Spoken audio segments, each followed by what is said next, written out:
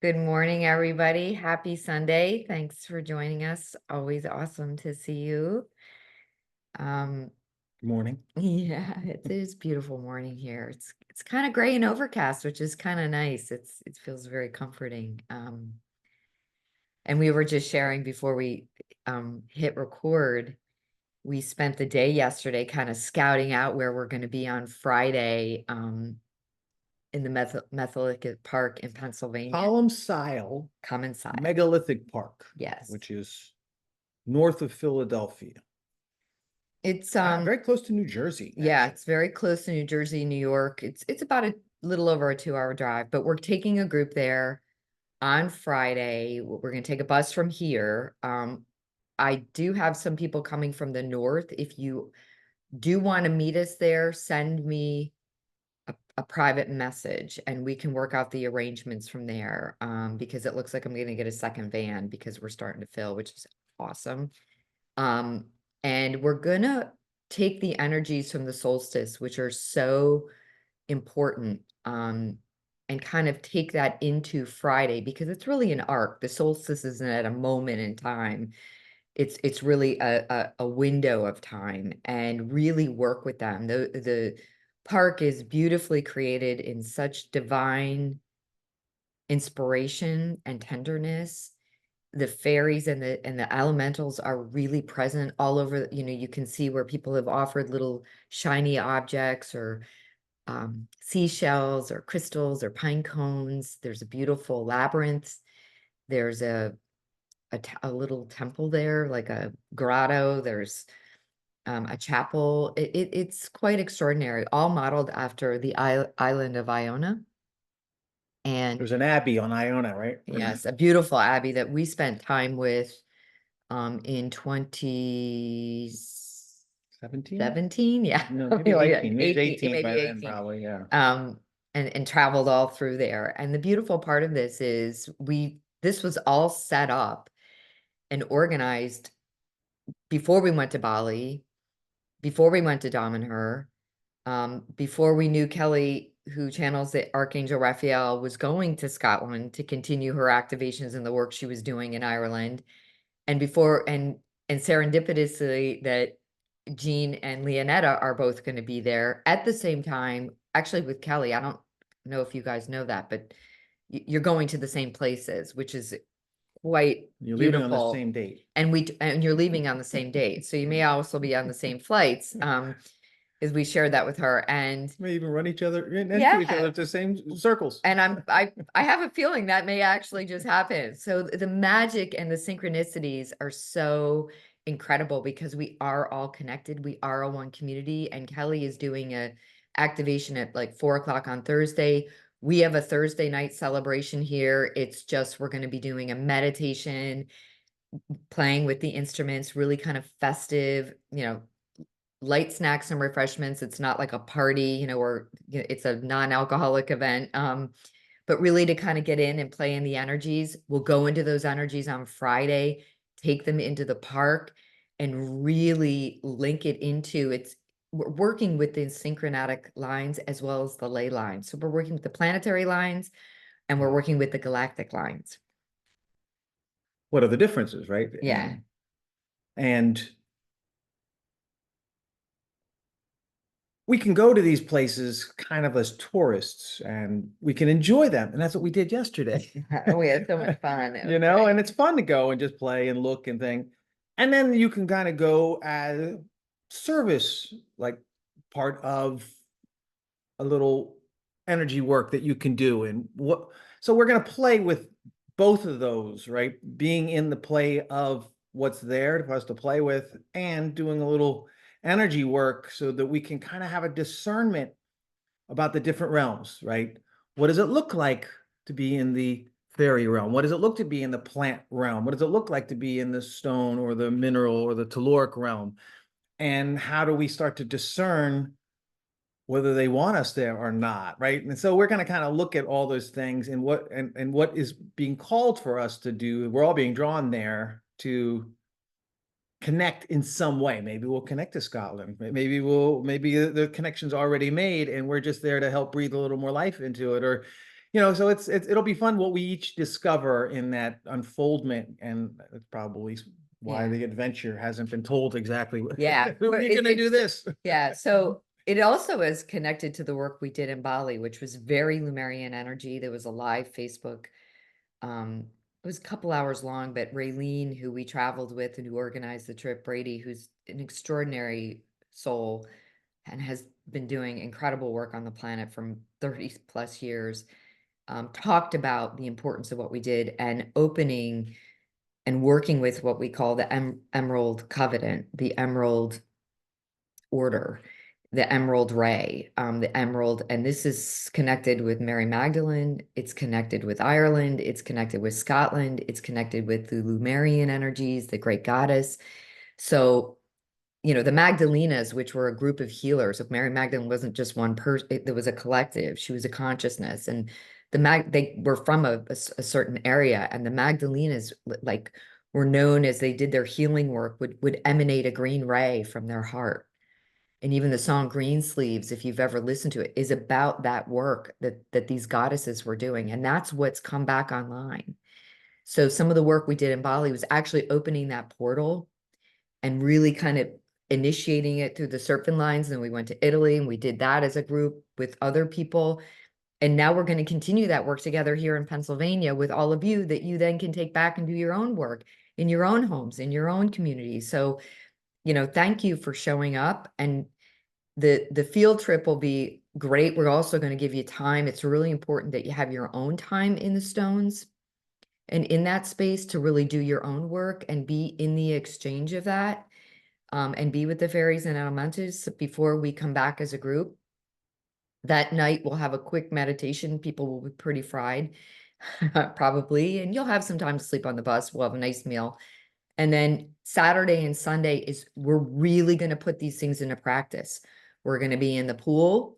We're going to be with the crystal bowls in the pool. We're going to be with our and ours in the pool. We're going to be, and if you don't want to get in the pool to immerse swimming, you can be it with your feet, because water is the thing. We have sacred waters from all over the world, including Magdalene's Cave and Urulu and Bali and Italy and Volcanic caldera. Volcano Caldera. We have her waters. Her.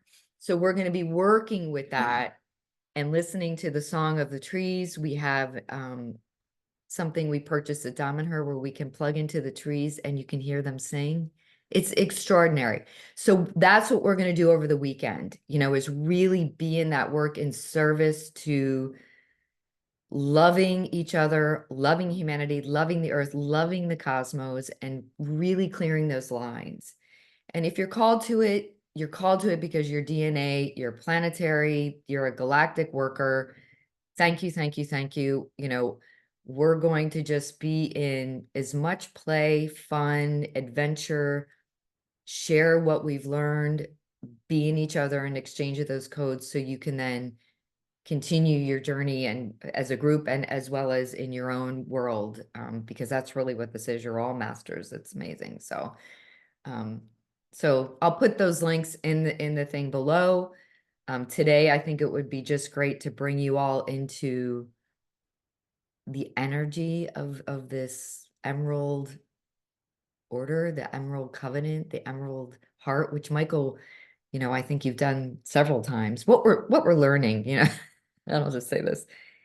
The activations that he's been doing on these Sunday meditations are actually these activations into the synchronic lines. And it's becoming more and more aware as we do it, how it's all connected. And so we encourage everyone to go back and listen to these, which ones you're drawn to strengthen that grid, to help stabilize. And this is going to sound crazy. What I'm hearing is the cosmos. Who are we to stabilize a cosmos, right? The cosmos don't need it, but it's an interwoven relationship. And in that exchange, the DNA and is all working together. And who knows really what we're doing, but it feels amazing and fun and expansive. So, Thanks for saying yes, is what we say. Yeah, I mean, when I hear you saying stabilize the cosmos, Yeah. and what are the synchronic lines? They're like the conduits between the dimensions. It's you could in one respect you can look at it as the universe's superstructure for just about anything, right? And the more that they're accessed, the more that they're used, they expand, just like anything else. When you use them, they are expanded and they grow and they get stronger. And with this emerald order is, there's emerald orders, there's emerald covenants, and there's Mary Magdalene, there's Jesus, there's all of these Krishna, there's all of these Christed energies. And that's really kind of what the emerald order is. It's this Christos consciousness that's prevalent in the intergalactic dimensions. And the covenant is the agreement that they all have in serving the expansion of one another. And it's all under the law of one. The law of one is diversity, unity and diversity, right? Yeah. That which was such is the theme of Damanhur. It's the theme of the Atlanteans. They love the diversity and unity, and you see it everywhere. And there's it's a thread. Yeah. And so as we have our epiphanies or have our realizations or have our expansions, what we don't realize is how we're connected to the whole cosmos. So it does seem like, oh, we're stabilizing the cosmos, but that's why we came. You came to ground it, to slow it down, to see it, to realize it, because there are beings that are moving too fast to realize things. They're just, whatever realm they're in, it isn't all utopia. Yeah. They have their challenges. Their challenges are what we call growth opportunities, and they're also learning and cultivating wisdom. And maybe this species is going to cultivate oneness, and this one's going over here is going to cultivate overcoming addiction, right? Whatever the species is, we're all contributing to the overall oneness, right? We're doing it at the human level and planetary level, and we're not aware of how that affects a whole, but it does. And that's coming online, and everything is integrating in new ways, especially when we do this work with the elements. But there's like this whole dream time aspect that's coming too. That's, you may wake up from your dreams and you may look like they're harbingers of doom and gloom. They may be disquieting and you're like, oh. But when you sit down and you really start to peel it apart, look at it, journal on it, and you start to see what it's trying to be communicated to you, you start to realize that these are very high vibrational dream time, dream weaving messages that are actually activations, but the personality doesn't see it that way. We have the converse or the opposite. We're seeing it as attack or disturbance, or right. So there's this level of engaging with it that provides you something new. So I just kind of wanted to share that, because dream time right now is an accelerant for moving into the greater game, Yeah. the greater cosmic game, because the greater cosmic game isn't in this isolation. So we've got to start letting go more of what we think is real here, the visual, and start to move into less linear terms, more holistic terms, more the higher senses. When you think of a smell, it's very non-locational. It's just kind of around you spatially. So it's just, these things are opening up, and dreams are one of them. And so if you want to access, I really would suggest dream journals for like 21 days or 30 days. Or just start getting into looking at, if you're having disturbing dreams and you really want to get to the other side and you feel like there's something there that's opening up, maybe that'll be an access for you.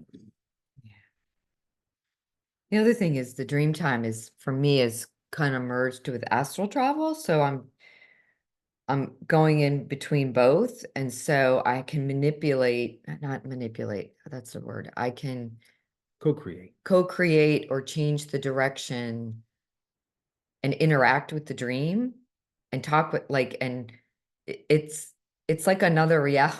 It's like I'm in a video game. It's pretty wild. So that's happened since we've been back.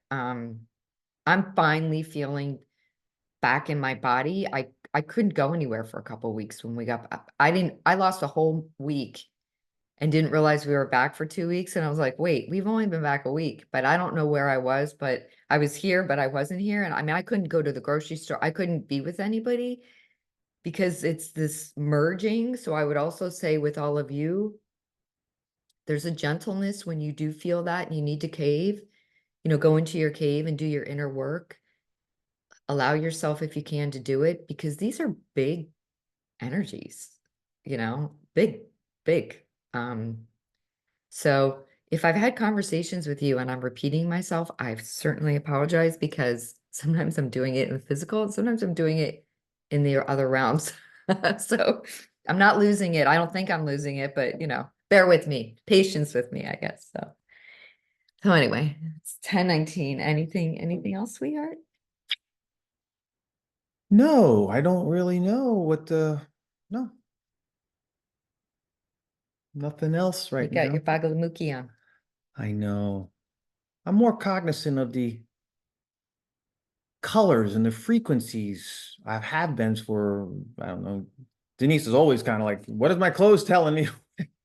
He watches me stand there and it's like, I'm like, hey, oh no, clothes is I don't talking want to you to you? like today I had to put this shirt on purple. I had to have purple and gold on for whatever reason, amethyst, and I'd put his mom's ring on and put this other snake ring around it for her so she could be in the meditation. It's like a whole conversation in my bedroom sometimes. Yeah, as soon as I've been more conscious of the galactic lines and more conscious of the synchronic lines, it's like, okay, there are specific days for specific chakras even, right? And so Sundays normally are Kali days right now. We love They do coffee. change, which is, your sacral chakra.